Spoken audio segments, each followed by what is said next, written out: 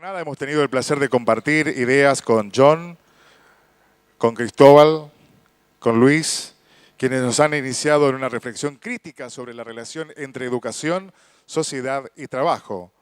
Además, participará en este intercambio el especialista Francesc Pedró, quien presentará su ponencia durante la jornada del día de mañana, pero que, de todos modos, tendremos la oportunidad de escuchar. Ahora, con la coordinación de Irma Briasco, especialista de la Organización de Estados Iberoamericanos en Educación Técnico Profesional, docente e investigadora universitaria, pondremos sobre la mesa las ideas que hemos conversado hasta aquí, que habilitan al diálogo con el objetivo de aportar una mirada crítica que nos permita construir posibles alternativas sobre los nuevos escenarios presentes y futuros próximos. Hablando de alternativas, acá hay una propuesta que quieren hacer pública, así que ya se las estamos comunicando. Buenas tardes. Estuvimos pensando y preparando la mesa con los especialistas en este momento, no por falta de planificación, sino justamente para ponerla en contexto de lo que había ocurrido durante la jornada. Y ellos mismos nos propusieron invitarlos a ustedes que por Twitter envíen preguntas que les interesen, que ellos les respondan. Entonces, los invitamos a que usen el hashtag que estamos utilizando, que es el hashtag encuentro FT, FT con mayúscula, hashtag encuentro FT, y que después de eso siga la palabra pregunta. Así entre todos los Twitter que están entrando, los tweets que están entrando, identifican pregunta. Ellos van a empezar a conversar y van a ir tomando las preguntas que lleguen de ustedes. Muchas gracias. Bueno, muchas gracias, Machi. En primer lugar, agradecemos desde la Organización de Estados Iberoamericanos la invitación que hemos tenido de la Fundación a colaborar no solo en este encuentro, sino en este proceso que convoca la Fundación a responder esta pregunta: ¿cómo debería ser la educación del siglo XXI? Y que también tiene que ver con el trabajo que venimos haciendo desde la OEI, en el trabajo Metas 2021, en el cual también la pregunta disparadora es la misma y es la que produce todo el accionar en este momento de la OEI en función de esas metas. Particularmente el tema que estamos trabajando hoy también es uno de los temas que trabajamos en la OEI, y si ustedes tuvieron la oportunidad de ver todo el trabajo de debates previos, vieron que hubo todo un tema de políticas públicas y que nosotros también apoyamos o aportamos una mirada desde preguntarnos acerca de políticas de inserción de los jóvenes en el mundo del trabajo. Miramos todo el trabajo que estamos realizando, sobre todo el trabajo de los grupos de ustedes hoy a la mañana, las preguntas que fueron generándose, y lo que aparece siempre, y cuando también hicieron las preguntas hoy en el debate, lo que aparece siempre es en cómo seguimos, ¿no? De acá en adelante, ¿qué pasa? Reflexionamos, abrimos, coincidimos en miradas, no coincidimos en otras miradas, nos preguntamos acerca de las políticas públicas, nos preguntamos acerca de cuáles serían estas cuestiones que nos garanticen mejorar la calidad y que nuestros chicos estén felices en la escuela. Nos preguntamos cómo hacer para que realmente un egresado de una escuela media, media común, media técnica profesional, pueda insertarse en el mundo del trabajo. Nos preguntamos qué pasa con todo ese entorno. Vemos también hoy, traía todo el tema de cultura emprendedora, es algo que estamos trabajando también desde la OEI. Pero en esto hay que reflexionar acerca de cuáles son todas esas cuestiones que hay alrededor de esas soft skills, competencias blandas, actitudes, destrezas, todas estas cuestiones que estuvimos hablando, y que si ustedes reven todo lo que hay cargado en el sitio, encontrarán un montón de elementos que abren al debate, de lo que nos trae hoy Quevedo también con respecto a este mundo cambiante, a este diálogo con muchos cortocircuitos entre el mundo del trabajo y el mundo de la escuela. Ya por el año 80, María Antonia Gallarta hablaba de esta racionalidad educativa y la racionalidad productiva, como que tienen totalmente objetivos contradictorios y que estamos pidiendo un diálogo que es un diálogo de sordos, pero que de alguna manera interpelan a la escuela desde lo micro, pero en el marco de políticas públicas. Y todo lo que tiene que ver con la incorporación de TIC, todo lo que estamos viendo tiene que ver también con que es un recurso para que realmente podamos ofrecer una educación de calidad, inclusiva, que realmente cumpla con la consigna de cohesión social y que, como también decía hoy Quevedo, recobre estas improntas sarmientinas de construcción de ciudadanía. El buen trabajador es un buen ciudadano. A partir de todas estas cuestiones que estuvimos viendo hoy, volvemos a decir que la pregunta disparadora es cómo seguimos. Esto fue lo que estuvimos viendo en esta rueda en conjunto. Y esta oportunidad que tuvimos de ir escuchando lo que los otros expositores iban diciendo. Entonces, el primero que largó una pregunta fue el disertante que mañana van a escuchar, Francesc Pedro, a quien le pasamos la palabra para que nos pueda decir cuál fue su impresión desde estar escuchando a los otros compañeros. Gracias. En primer lugar, déjenme que agradezca a la Fundación la oportunidad de estar aquí, aunque no me toca hablar hasta mañana, sí he podido disfrutar durante el día de hoy de las presentaciones y de los intercambios, de los talleres, y eso para mí es una oportunidad magnífica de formación permanente. Todavía me considero joven y con ganas de aprender, ¿no? Dicho esto, como estaba sentado en el público, al final del día se te ocurre con facilidad, retomando una de las transparencias que John presentó, que decía algo así en inglés como "so what", ¿no? Entonces, ¿y ahora qué? Y a mí esta reflexión sobre el ¿y ahora qué? Se me traduce inmediatamente en dos preguntas que son las que yo quería compartir con los compañeros de mesa. Por una parte, está la pregunta de qué tipo de políticas públicas pueden ayudar a esta transformación en la que parece que todos nos queremos embarcar. El mundo de la tecnología y la educación, el mundo del cambio educativo más en general, digamos, tiene resonancias a nivel internacional, a nivel regional y desde luego Argentina es uno de los países donde más cosas se están cociendo. Lo dice alguien que viene desde fuera y quizá las personas que están dentro no se dan cuenta, pero cuando examinas las realidades desde el exterior te das cuenta del dinamismo, ¿no? Con muchos interrogantes, por supuesto. Pero la primera pregunta es, ¿estas políticas públicas que se están desarrollando a escala nacional, a escala regional, van en la buena dirección? Si no, ¿qué tipo de políticas se necesitarían para promover este cambio? Es una primera idea. Pero una segunda idea es que no todos son las políticas públicas, a pesar de que cada uno de nosotros y de nosotras somos animales políticos por naturaleza, ¿no? Y se supone que podemos participar en la decisión, pero también somos profesionales. Y la mayor parte de ustedes que están en la primera línea de fuego, en la trinchera, yo creo que inevitablemente deben plantearse la pregunta, bueno, yo el lunes o cuando sea que vuelvo a trabajar, ¿yo qué puedo hacer por mi parte?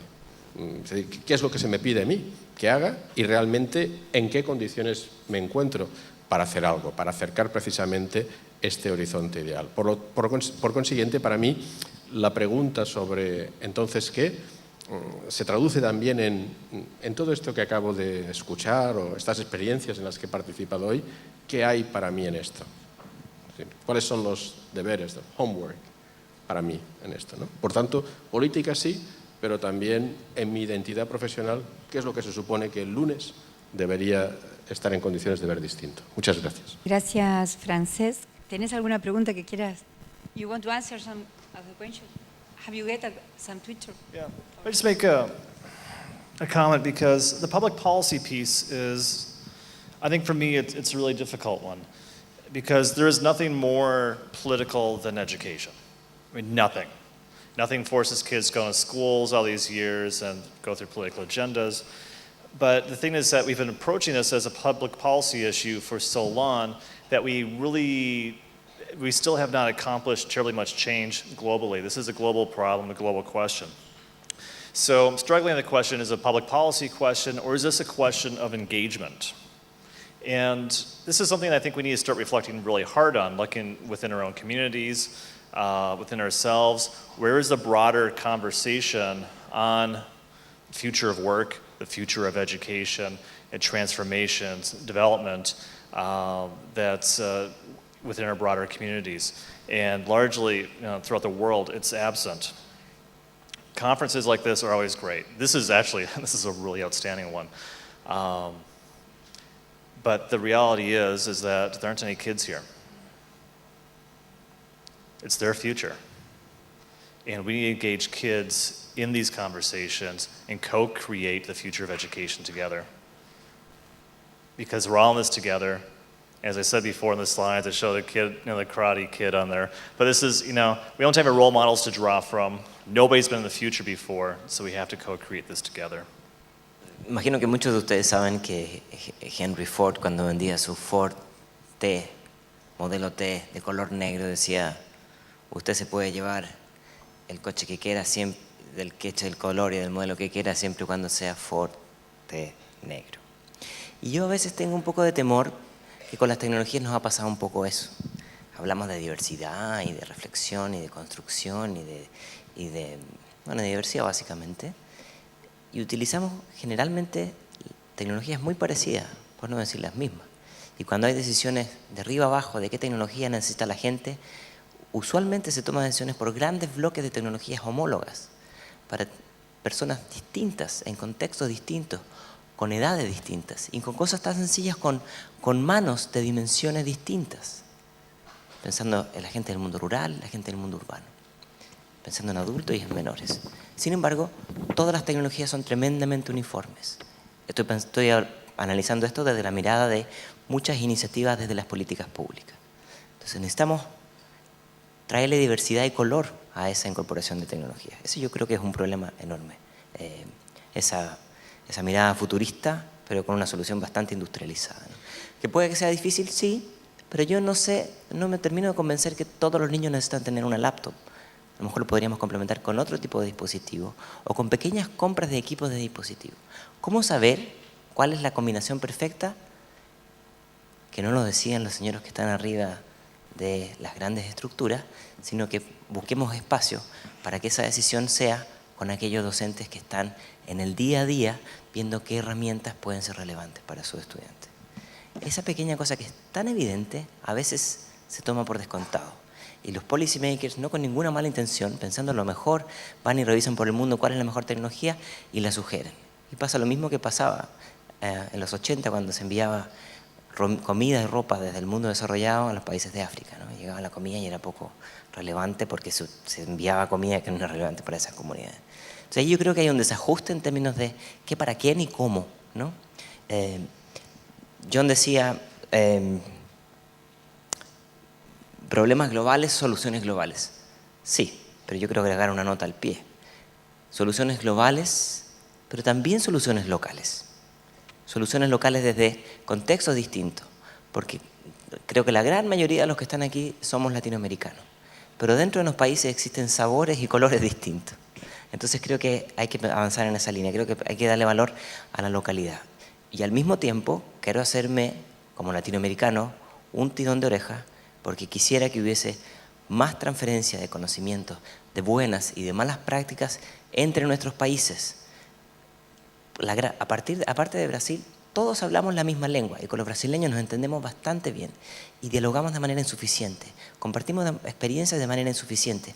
Hay un tremendo valor en la región y yo no sé por qué tenemos esta obsesión con reinventar la rueda en cada país, ser más listo que es del lado. Y ahí yo creo que hay una oportunidad de oro enorme. Gracias. Bueno, ¿y ahora qué? ¿Cómo seguir? ¿No? ¿O qué hacemos el lunes? El lunes vamos a volver a trabajar en nuestras escuelas, universidades, analógicas más que digitales, digamos. Ahora, yo creo que esta pregunta que es buena, que es cómo se sigue todo esto después de reflexionar, yo creo que esta pregunta hay que hacérsela a distintos actores. Un actor son los que deciden, un grupo de actores son los que deciden políticas públicas. No es un solo actor. Voy a referirme a la experiencia argentina, pero conozco unas cuantas experiencias, por lo menos de la región, sobre políticas públicas que apuntan a la reducción de la brecha digital, políticas de acceso, etc. Y digo, no es un solo actor. En nuestro país, por ejemplo, hay políticas públicas del gobierno nacional, hay políticas públicas de los gobiernos provinciales, importantes, anteriores incluso que al gobierno nacional, hay políticas públicas de los municipios locales, hay políticas que no son públicas, son, por así decirlo, iniciativas que tomaron las escuelas, ¿no? Hay proyectos escolares en escuelas públicas y en escuelas privadas previos a las grandes políticas que se desarrollaron en este sentido. Primera cuestión entonces que diría, hay una cuestión global de políticas públicas, pero que hay que diferenciarla de que estos actores han tenido iniciativas distintas, respuestas distintas y han dado colores distintos. Que yo estoy totalmente de acuerdo con ese tema de prestar atención a esa demanda de lo local. Le llamo lo local, que puede ser una escuela, una ciudad o lo que sea.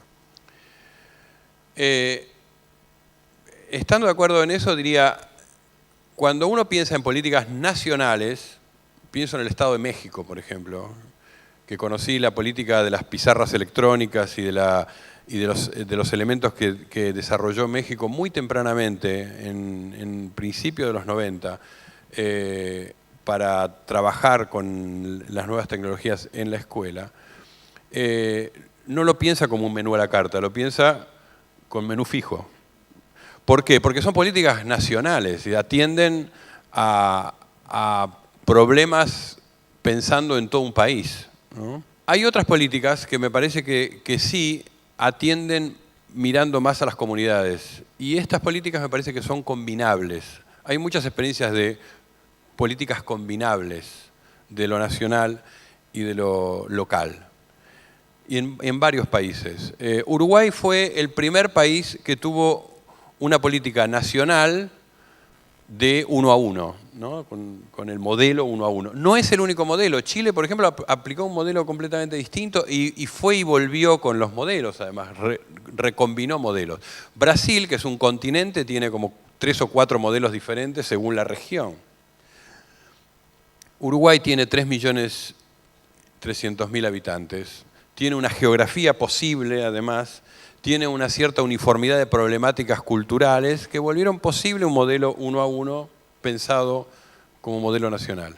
Son distintas estas realidades. Creo que hay que mirar cada una de ellas por separado y pienso que lo más importante ahí es combinarlas bien, ¿no? Ahora, la otra parte son las otras iniciativas. Y acá pongo otros actores, ¿no? Las familias han sido también parte de los que posibilitaron la alfabetización digital de muchos de nuestros hijos, de muchos chicos. Las organizaciones sociales lo hicieron. Los emprendimientos de las escuelas lo hicieron. Pero déjenme decirles cuál es el actor que yo creo que hoy está interrogado por esta pregunta de qué hacemos el lunes, ¿no? Este actor. Para mí, un actor clave, al cual todavía no se le ha preguntado demasiado, que no se siente muy interrogado, es el docente. Y digo esto porque yo, que soy docente hace 25 años, los docentes tenemos que preguntarnos eso en nuestra situación particular. En el Plan Conectar Igualdad global que se hace para todo el país en Argentina y que ya tiene casi un par de años de desarrollo, etcétera, en este plan no se piensa en la particularidad de cada escuela y de cada docente. Pero las máquinas que se están distribuyendo no son máquinas vacías, son máquinas que tienen hasta 40.000 recursos adentro. Ahora, están todos como Internet, desorganizados. Entonces, la apropiación de esos recursos es un esfuerzo personal de cada docente. La Fundación Telefónica y Educarred y otras iniciativas tuvieron muchas iniciativas tempranas de formación, de ofrecer capacitación. Luego se sumaron organizaciones como la OEI, que tiene una plataforma enorme de formación, de oferta de formación, gratuita por otro lado. Y hay otras ofertas de formación que están hablo de Argentina, que están en Educar y en otros lugares, ¿no? Hay mucha oferta de formación. Ahora, una vez que el ciberespacio está poblado de ofertas de formación, lo importante es que el docente diga, esto me está hablando a mí. Entonces, buena parte de los desafíos de qué hacer el lunes, digo, algunas tienen que ver con políticas macronacionales, otras tienen que ver con ciudades, otras tienen que ver con un buen proyecto de escuela, pero otras tienen que ver con lo que me pasa a mí como docente. Y digo esto porque la última pregunta que me hicieron sobre cómo motivar a los alumnos, que no es una mala pregunta, cómo motivar a los alumnos. Yo diría, no hay ninguna posibilidad de motivar a los alumnos si el docente no está motivado con esto. Entonces yo me preguntaría primero cómo motivar a los docentes para que entiendan que este conjunto de interrogantes son para nosotros. Es decir, que me lo tomen en primera persona, que no se habla de algo, cuando uno dice, bueno, esto nos involucra a todos y a cada uno de nosotros, y cada uno tiene que ser capaz de escuchar esta pregunta en términos personales. Es muy difícil eso. Y todos ustedes que trabajan en el ámbito escolar saben que eso es muy difícil. ¿Cómo se motiva? Y se motiva de múltiples maneras. Yo creo que estos encuentros que estamos haciendo hoy acá son motivadores, la web es motivadora, las políticas públicas son motivadoras, pero en última instancia va a depender de que un directivo de una escuela diga tenemos que hacer un proyecto que incluya esto y los docentes tienen que decir nos subimos todos a hacer esto. Y esta es una tarea hormiga mucho, mucho, mucho más compleja que decir algo tiene que hacer el Estado. Can I just jump in with that real quick, because you brought up some issues of, I think within education we need to start asking ourselves, are we going to be consumers of technologies? We bring up the technology question. Or we become prosumers. And that was a term coined by Alvin Toffler around 1968-ish, where you're producing and consuming. Because if we're just consuming, then we're just feeding the educational industrial complex. These are people that are out there to sell us what they think we need, but maybe it doesn't exactly work. So we wind up with computers with 40,000 some resources on them, and they just sit there. Or they get misused, or nobody knows how to use them. And this is an example of a top-down management approach, which really doesn't work. And we move into the 3.0 society where our relationships are horizontalized. Maybe should our access to technologies be horizontalized, not determined top-down? And I think this requires a new philosophical approach to how we engage with schools. You brought up the question of motivation. You know, how can schools motivate kids? And the question is, really, is it the role of schools to motivate kids? Would kids be even more motivated outside of schools? Would kids be more motivated if we had horizontalized relationships where they're making their own choices, following their own passions, developing their own talents? These are some really hard questions we need to ask ourselves, because we wind up some assumptions that I think could be quite dangerous and really hold us back into these sort of industrial paradigms. So maybe we should rethink this top-down approach. I do like one-to-one computing, but maybe we should, instead of going top-down in our access to it, maybe we should open access to technology and enable horizontalized relationships among students, technologies, teachers. ¿Quieren hacer algún comentario con los tweets? En realidad es que es tal cantidad de información simultánea que va apareciendo que realmente quizá la lección más importante del día de hoy es hasta qué punto la gente necesita y se beneficia de este tipo de intercambios, ¿no? Que es algo que ha dicho Quevedo anteriormente y que hemos podido ver precisamente durante los talleres esta mañana. No, yo, si me permites, puesto que tengo el micro en la mano, me gustaría insistir en una imagen, digamos, con la que muchas veces nos hemos topado, ¿no? Yo creo que en el mundo de la educación y en las discusiones acerca de educación y tecnología tratamos de tres cosas distintas. Por una parte, tenemos un vector de la discusión que tiene que ver con el cambio educativo en general. donde se trae a colación el tema de los paradigmas de enseñanza y aprendizaje, y todos querríamos tener un modelo de escuela distinto al que hoy tenemos, que está basado ni más ni menos que en el principio de la economía de escala. ¿Cuántos alumnos puedo meter en un aula de manera que lleguen a aprender, pero al mismo tiempo el coste sea asumible? Es así de simple. Todos querríamos tener otro tipo de escuela. Esa es una discusión. Hay otra discusión acerca del valor añadido que la incorporación de soluciones tecnológicas puede aportar. Y aquí yo creo que, digamos, no hay una, ¿cómo decirlo? No hay una respuesta clara y unívoca. Es decir, en muchos sentidos, la tecnología, lo hemos visto infinidad de veces, ayuda más a la continuidad del modelo de provisión escolar basado en la economía de escala que no a cambiar radicalmente los modelos de enseñanza-aprendizaje. Es decir, como se ha dicho en muchas oportunidades, hay una discusión que tiene que pasar, y ese es el tercer plano, a mi juicio, tiene que pasar de dejar de centrarse en el tipo de dispositivos y la distribución de dispositivos que intenta resolver un problema acuciante todavía en la región y probablemente en el país también, que es el problema de acceso, para centrarse cada vez más, a medida que el problema de acceso se vaya resolviendo, en el problema del uso. Es decir, el beneficio de la tecnología no es tecnología sí o no. El beneficio de la tecnología, en todo caso, está vinculado al tipo de uso que se le da y a la intensidad de uso. Entonces, a mí me parece que son como tres planos de la discusión distinta y creo que no siempre es fácil alinearlos. Entonces, en este contexto, solo quiero lanzar.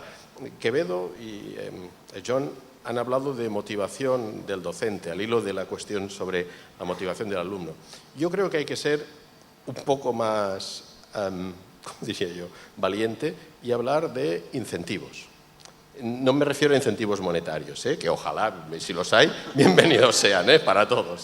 Yo también quiero cobrar más el lunes, o sea que eso no es el problema. Pero a mi juicio, yo quiero mirarme esto como un profesional, el mejor incentivo que yo puedo tener para adoptar o no determinadas soluciones o para cambiar formas de actuar profesional que me han dado resultado hasta el momento. Oigan, él lo decía, llevo 25 años trabajando como docente y yo llevar otros tantos, ¿verdad?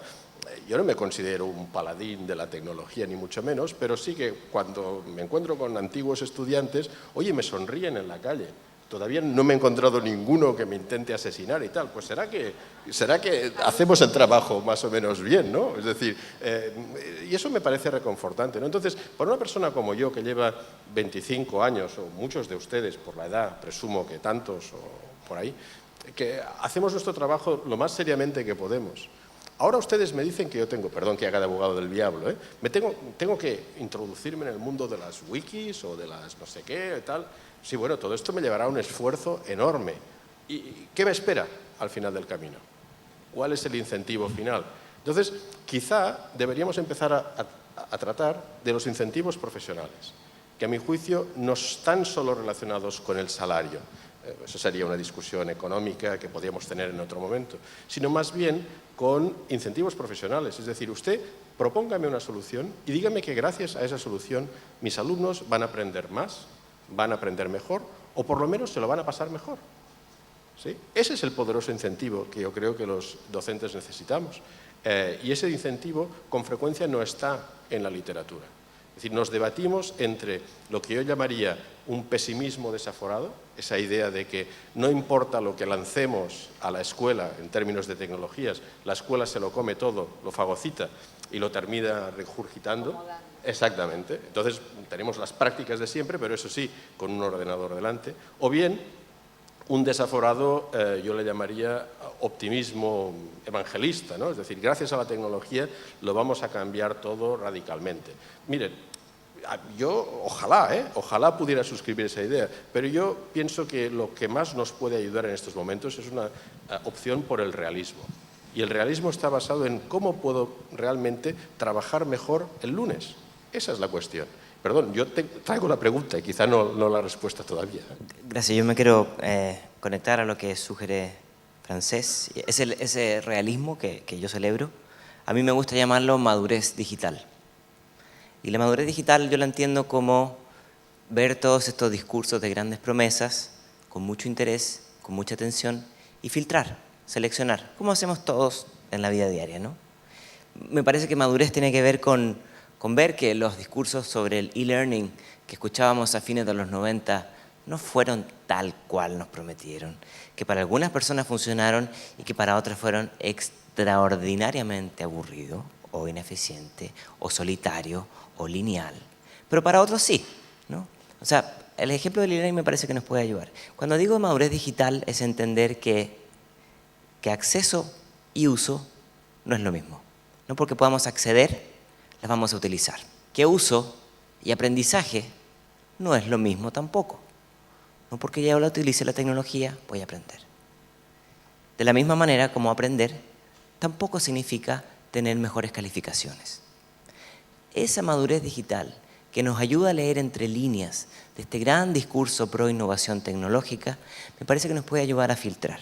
Eso tiene que ver, por una parte, con el tema del realismo que yo comparto plenamente. Y esto que me gusta mucho más, que es el tema de la primavera árabe, que por ahí se mencionaba, cómo traer la primavera árabe a los docentes. He visto algunas iniciativas interesantes, especialmente en los investigadores, aquellos que están produciendo conocimiento, que hoy día están muy molestos con todos los journals y las publicaciones científicas que se han convertido en una suerte de cuello de botella, de que dificultan el flujo más dinámico y abierto al conocimiento. Yo creo que, inspirados en ese movimiento de la primavera académica, podríamos traerlo también a la región y ver cómo empoderarnos de la parte buena que nos ofrecen las tecnologías. Y es esta idea de cómo generar más comunidades de aprendizaje entre los docentes. Hoy día en el taller de la mañana yo le preguntaba a mis colegas, ¿cómo aprenden ustedes a utilizar la tecnología? Ciertamente todos mencionaron en mayor o menor medida los talleres, pero lo que sí coincidieron todos es que yo aprendo más con mi compañero del lado, por la observación, preguntando. Y eso no hay ninguna magia, porque es bastante viejo eso. Pero significa tener la humildad para preguntar y tener la generosidad para enseñar. Yo le preguntaba a mis compañeros en la mañana, ¿y alguna vez te ha tocado que alguien no te quiere enseñar cuando tú preguntas? No. Hay una suerte de consenso de están encantados de responder cuando saben la pregunta. Y en ese sentido, creo que así como podemos exigirle a los gobiernos que nos ayuden a avanzar en esta línea, la primera acción tiene que ser desde la base, desde la comunidad. Preguntar más, generar lo que llamábamos hace algunos años colaboratorios, laboratorios de colaboración entre nuestros pares, que no implica grandes capacitaciones ni grandes certificaciones, sino que significa un uso inteligente y estratégico de las tecnologías en necesidades específicas. Muchos de ustedes están participando y escribiendo por Twitter 140 o menos caracteres, muchas cosas interesantes. Vera Rex, que es una especialista y que se oculta detrás de una falsa foto acá, pero la veo, pregunta, en realidad Vera me lo pregunta a mí, dice, ¿crees que los directivos son también claves para la tarea de motivar a los docentes? Yo recién decía motivar a los docentes, parte, en realidad tiene también varios vectores.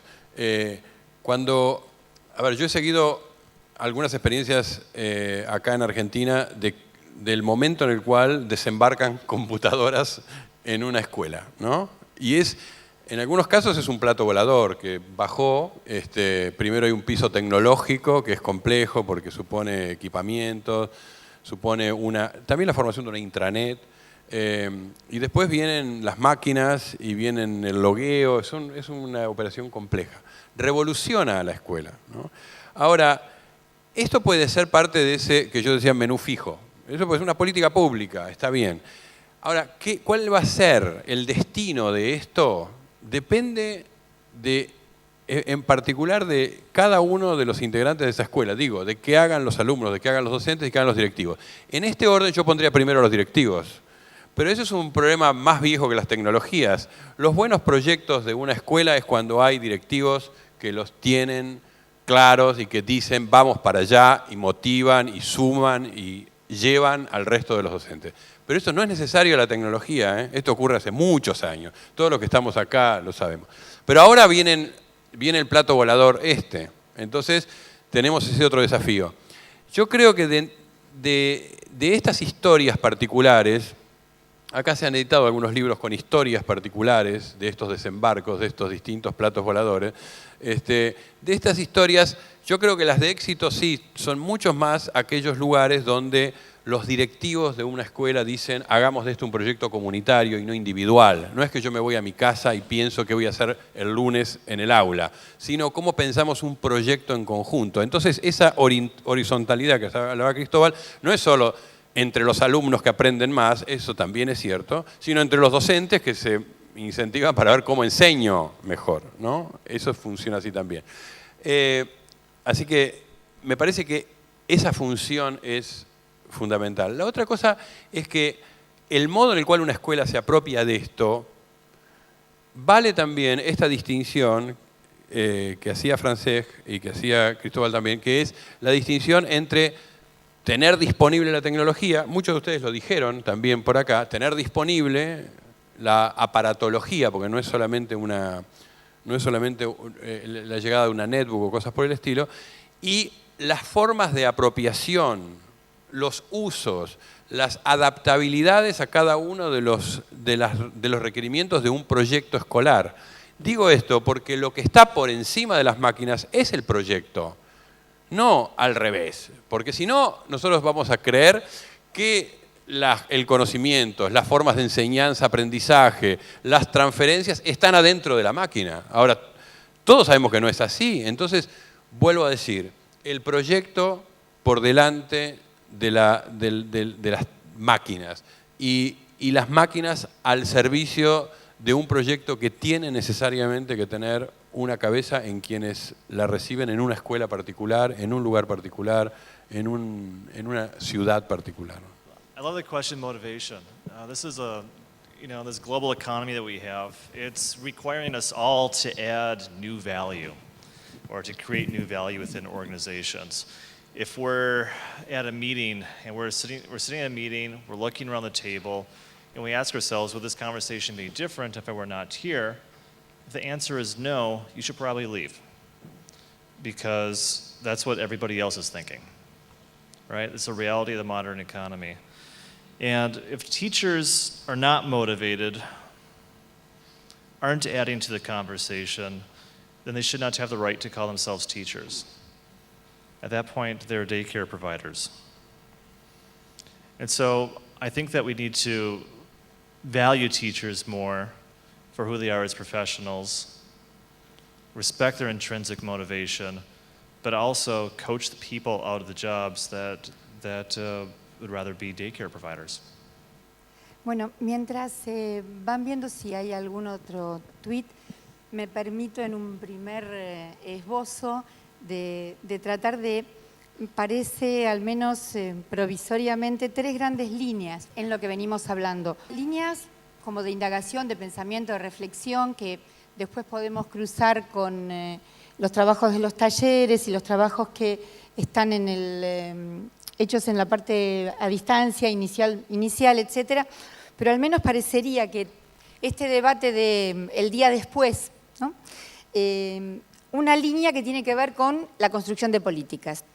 Y acá aparece no solo el tema de la construcción de políticas desde los policymakers, como se dijo en la mesa, ¿no es cierto?, del nivel macro de los hacedores de política, sino este diálogo necesario entre el nivel meso, que serían todas las unidades subnacionales, estados, provincias, etcétera, municipios, y el nivel micro, el nivel institucional. Y aquí aparece una situación de mirada profunda de ese nivel micro, con la cual compartimos totalmente los trabajos que venimos haciendo desde la OEI, incluso en colaboración con universidades como la UNIPE. Esto lo rescatamos continuamente. Vemos una importante fractura entre lo que es la aplicación de una política por este corte entre la implementación de lo macro a lo micro. El fortalecimiento del nivel micro es un espacio esencial para la construcción de políticas, y de ahí ver el rol de los diferentes actores que están funcionando. Otra de las grandes líneas tiene que ver con la profesionalización docente, que es la última intervención, ¿no es cierto? Profesionalización en el sentido de incorporar todo lo que nos comentaba como madurez digital, todo esto de la primavera árabe, comunidades de aprendizaje, lo que también nos traía Francés con respecto a los incentivos profesionales, etcétera, y esta construcción de sentido y también lo que nos decía Quevedo con respecto a la apropiación de todos estos instrumentos que vienen en net, etcétera.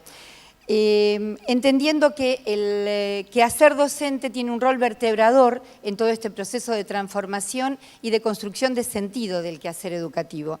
Y otra gran línea tiene que ver con preguntarse cómo se construye realmente valor con la utilización de las máquinas. Y acá tengo un vicio que es de venir de muchas escuelas técnicas en la cual te dicen que el proyecto es el de equipamiento. El equipamiento nunca hace un proyecto. El proyecto es la construcción de sentido que le dan los actores sociales a ese equipamiento. Esto es esencial y esto lo traía Cobo sobre todo con preguntarse muy sobre el uso. ¿Qué herramientas son las adecuadas? Y cuál es este diálogo entre la utilidad o no y la pertinencia de este uso. O sea que tres grandes líneas aparecen por ahora, una que tendría que ver con este diálogo de las políticas de los tres niveles, macro, meso y micro, el tema de profesionalización docente y el de construcción de sentido para el uso de las tecnologías. Otra vez, yo como estoy, mi tarea acá es leerlos a ustedes, entonces me pasan, no... Me gusta mucho que el Twitter reduce a 140 caracteres largos discursos, ¿no? Entonces, por ejemplo, ¿qué dijo Francés? Dijo, el poderoso incentivo es saber que mis alumnos lo van a pasar mejor. Esa es tu frase y yo la multiplicaría, ¿no? Digo, alguien te lo tomó y lo puso ahí. Y yo digo, esa pregunta de cómo hacemos, alguien de ustedes también tuiteó, en el aula tenemos que tratar de que los chicos sean felices, ¿no? Bueno, motivados, felices, etc. ¿Cómo hacer eso para compaginarlo con que además cada uno de nosotros como docente enseña un contenido de una disciplina en particular? Digo, eso es un tema, ¿no? Lo digo como docente también. Yo, a fin de cada curso, deseo que los alumnos sean creativos cuando escriben sus trabajos o cuando dan exámenes orales. Los incentivo a eso, me gusta el debate, yo dicto clases en el ámbito de las ciencias sociales y es el ámbito del debate. Pero también les tomo examen en el sentido más clásico. No es solo que me gusta que sean creativos, me gusta que sean creativos después de haber transitado arduamente los textos, después de haberse puesto en contacto con los autores que nosotros damos en la universidad, en mi caso, después de haber transpirado un poco para llegar a ese momento. Y los docentes evaluamos eso. Ahora, las mejores experiencias las tengo con exalumnos que han valorado, que han estado sentados, han sufrido la materia que yo doy y que después de años me agradecen el trabajo. Ese es el incentivo, yo coincido totalmente. Tal vez no fueron felices en ese momento. Alguno me lo dijo que no fue feliz en ese momento, pero si lo hacemos con honestidad y si lo hacemos con trabajo de nuestro lado, si nosotros sabemos que primero tenemos que transpirar nosotros para incentivarlos a que transpiren, si primero tenemos que apropiarnos nosotros de esas tecnologías y conocimientos para que ellos lo hagan, si primero tenemos que tener nosotros las preguntas para transferírselas a ellos con honestidad, digamos, ahí sí me parece que hay eso que decís y que varios acá taguearon y que yo estoy de acuerdo, que el mejor incentivo es ese, que pasen felices en la experiencia educativa. Yo abriría otra línea de debate. No, bueno. No sé si Sí, estamos para eso. Es que hay una cuestión que también plana por encima de esta discusión, a pesar de que hoy no ha salido de una manera explícita, ¿no? Y es la paradoja que existe entre un mismo sistema escolar que manda un mensaje a la comunidad según el cual la tecnología e implícitamente, por consiguiente, formas de enseñanza y aprendizaje en la escuela distintas a las que hay instaladas es importante, y Por otro lado, el mensaje que el mismo sistema está mandando a esos mismos actores, según el cual, al final, os voy a evaluar de lo que realmente yo creo que cuenta, ¿no? Entonces, yo me siento muy, como diría, parte de esa paradoja y casi diría que en la obligación profesional de intentar salvar lo que yo considero que algunas veces llega a ser más que una paradoja y es una verdadera hipocresía del sistema escolar, en el que por una parte nos lanza mensajes de esperanza, de optimismo, de decir, no, tenéis línea abierta para el cambio, pero por otra parte nos dice, en mayo las pruebas, en septiembre PISA, etcétera, etcétera, ¿no? Yo creo que debemos, por lo menos yo me siento parte y creo que con otros profesionales también, nos sentimos parte de esa comunidad que intenta hacer lo posible para armonizar esos dos mensajes, ¿no? O bien, sencillamente, poner blanco sobre negro o negro sobre blanco, que es lo que verdaderamente importa. A mí me gustó mucho en la intervención de Quevedo esta tarde la referencia que yo creo que es muy, iba a decir, no sé si es argentina o uruguaya, quizá podría ser también chilena, un poco, no lo sé, pero este énfasis en el concepto de ciudadanía. Y eso, claro, pero sin embargo, los exámenes nacionales no van en esa línea. Es decir, miden otras cosas que pueden ser extremadamente importantes desde el punto de vista de la sociedad del conocimiento, de la economía del conocimiento, pero quizá lo más importante lo dejamos aparcado, ¿no?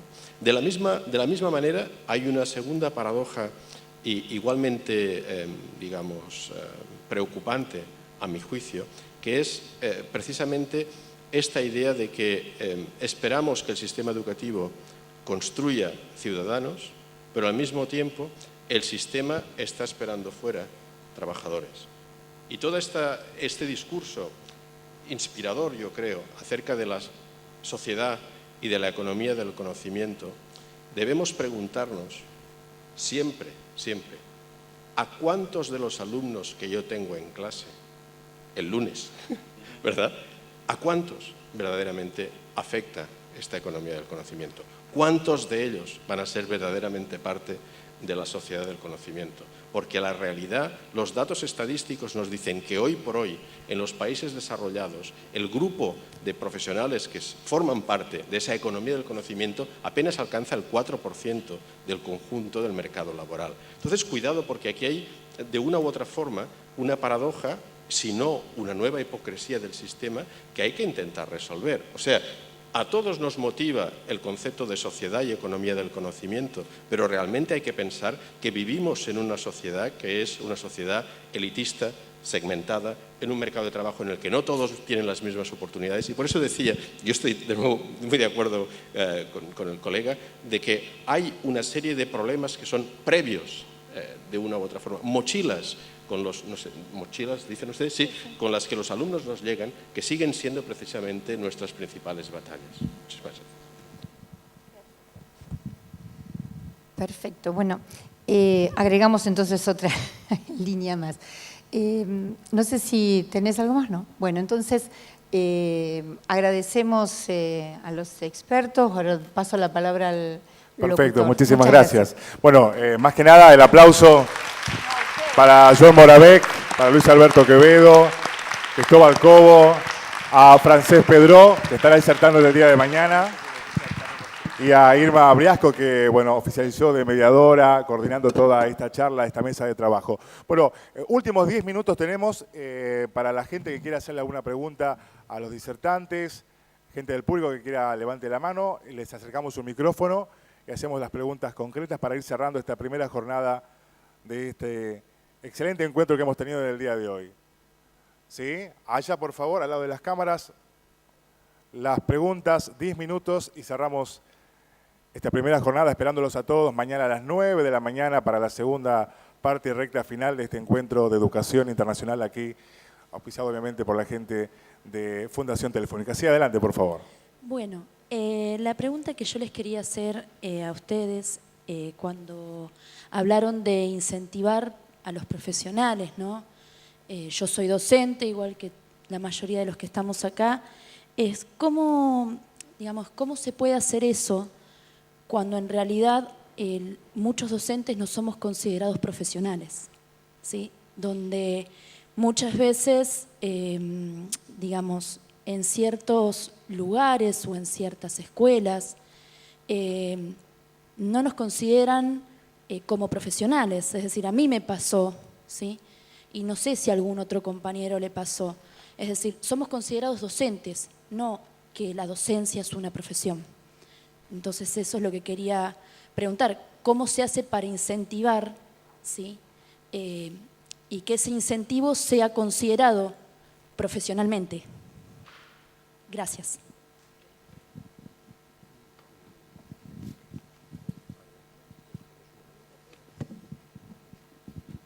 ¿Se escucha, no? Me parece fundamental la pregunta que se plantea.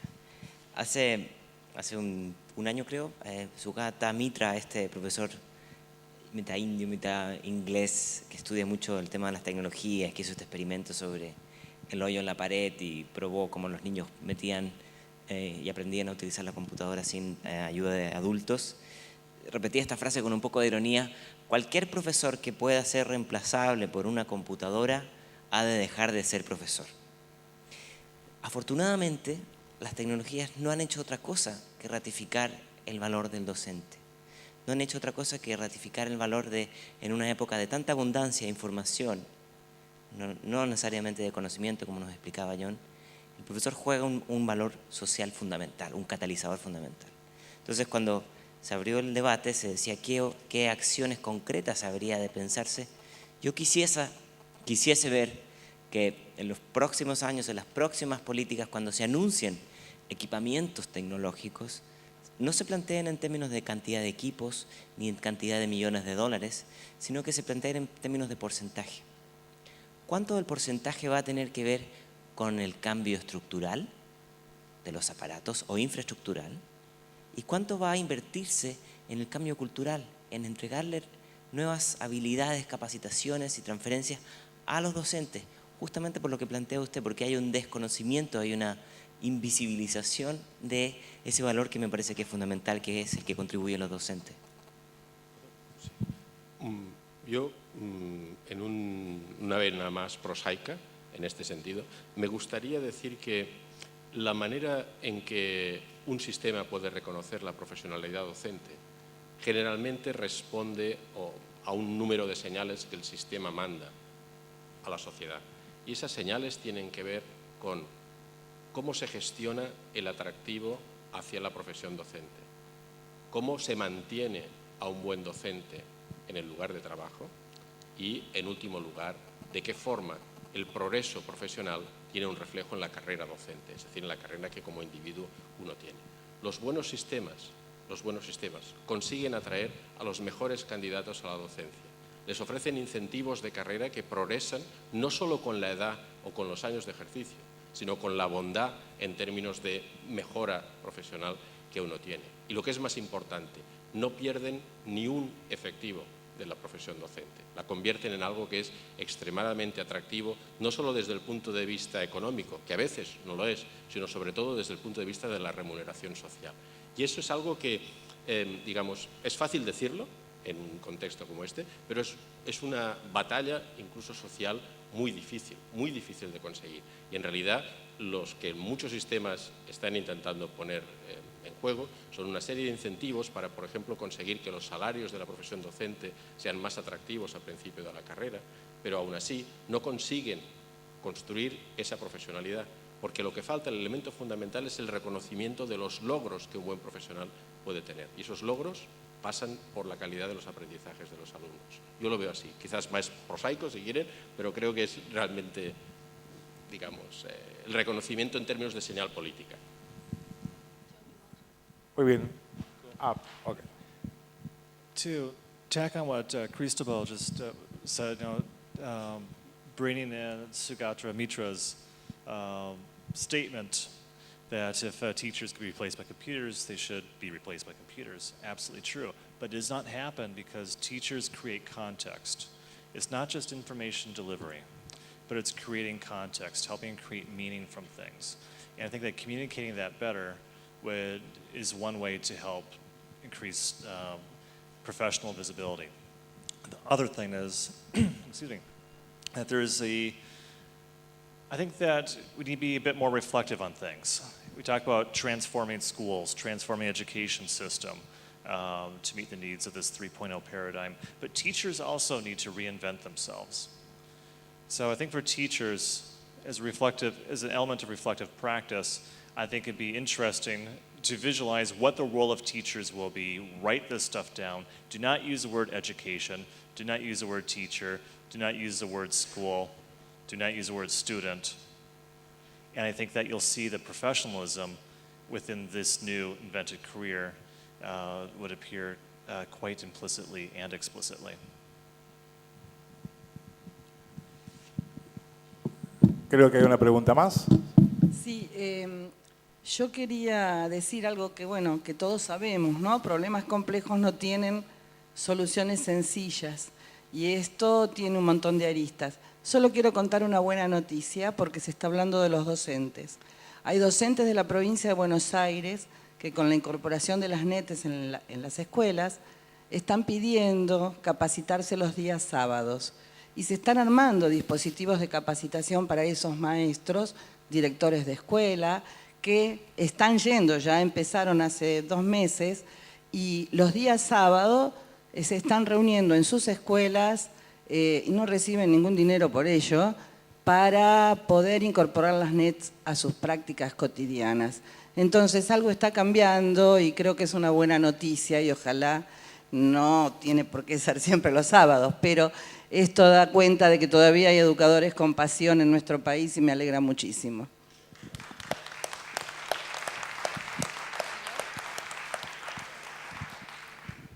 Buenas tardes. Bueno, soy simplemente un voluntario solidario, he trabajado en algunos proyectos. Hablábamos de motivar. Para mí motivar es un producto. Producto que entiendo que es el tiempo que me manda una tarea, el incentivo, y como dijo Pedro, el incentivo no es plata, sino es alguna otra cosa, y cuán conforme estoy. Y como producto, entendamos que estamos en la línea de la frustración, ¿entendés? El no tener algo de esto hace que nos frustremos. Yo creo que debemos manejar las frustraciones, y yendo un poco a técnicas de resolución de conflictos, yo creo que tanto, no sé, por ahí me equivoco, y quizás ustedes están aquí, conocemos cómo somos, si somos visuales, auditivos o kinésicos en cuanto a la necesidad de la demanda que tenemos. Por ahí le estamos dando algo a los chicos que realmente no está dentro de su característica de pensamiento. Por lo cual, yo más que nada propongo eso, es que ese incentivo tiene que nacer y esa motivación nace simplemente con verse reflejado en un proyecto, que tanto los profesores como los chicos, y apoyo lo que decía John, o sea, tienen que empezar de abajo hacia arriba, o sea, tenemos que saber qué es lo que quieren los chicos. Porque es muy feo ver, por ejemplo, una caja apagada, como es para mí, o una computadora, un pad, sin saber qué tocar. O qué tener, qué herramientas tengo para llegar. Pero el incentivo siempre lleva a una frustración. Hay que manejar esa frustración y como todo, la vida es una frustración. O sea, más que todo es bienvenido al conflicto que se puede discutir hoy y poder poner en discusión en un foro con los chicos quizás sea mucho más rentable que para poder ustedes después rearmar una estructura educativa, ¿no? O líneas políticas. Sí. ¿Quién responderá de los disertantes? ¿Reflexión nada más? Perfecto. Bueno, señoras y señores, agradecidísimos por haber estado aquí presentes. En nombre de Fundación Telefónica, deseamos que mañana a las 9 de la mañana puedan estar aquí presentes. El aplauso para los disertantes del día de hoy. Gracias por haber participado de esta jornada y que se hayan llevado una valiosa experiencia. Los esperamos mañana para continuar profundizando el debate a través de interesantes temas para problematizar y reflexionar con especialistas y colegas. Muchísimas gracias, buenas tardes. Hasta aquí llegamos con esta primera parte del Encuentro Internacional de Educación 2012-2013 junto a Fundación Telefónica. Muchas gracias, buenas tardes. Mañana a las 9 de la mañana los esperamos.